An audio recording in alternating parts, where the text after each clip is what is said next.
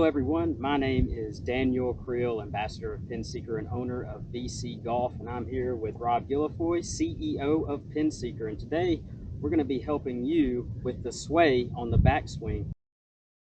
So Rob, tell me a little bit about your swing and what we had issues with earlier in today's round. Yep, so I've always struggled from the baseball swing, sway going back, and then the early extension coming up as I'm coming through, and it's, as you say, the double miss, which can be frustrating to work on. Absolutely, absolutely. So what Rob was doing, and I noticed in his swing earlier today, is he's really swaying with both knees going back, and I'm going to show you a real brief clip here in just a second, and then we'll go in.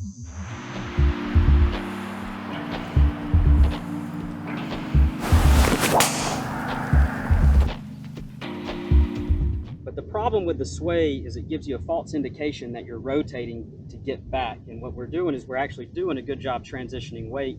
But the problem is we're being inefficient because the weight is getting on the outside of the back foot, which is hard to give us leverage to get back to our lead slots side for power. So what it does is it causes us to struggle with our low point, which is going to affect contact. And it also it makes us struggle with efficiency and power, which means you can have some weak shots out to the right, or you could cause the dreaded double miss low into the left, which again, we did see a little bit today, didn't we?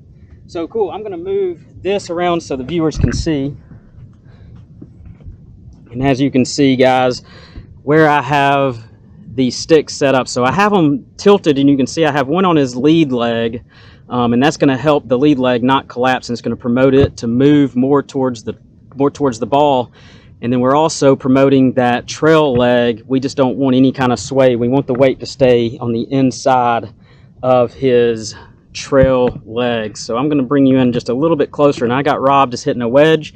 The key thing to this drill is starting out slow. Get this thing set up to where you have just a little bit of room to move back and forth a little bit freely. And again, we're starting out with slower shots just to make sure we're ingraining a good move. So go ahead, Rob, go ahead and hit one. Very good.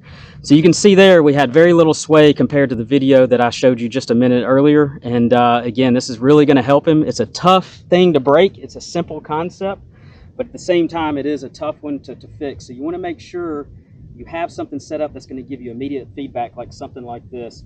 You can put anything low back here to help. You don't have to have this one on the lead leg, because if you just focus on this, it should be good enough. But I really like if I have two alignment rods to set up something like this. But anything, you can use the back of a chair, you can use a golf bag, butt it up, but something that'll allow your hands to free around will be good. So again, I hope you take this tip to the golf course and to the range so you can practice, not only to play better with your buddies, but to get it closer to the pin and PinSeeker. So guys, thanks for tuning in, and happy pin seeking. Thanks, folks.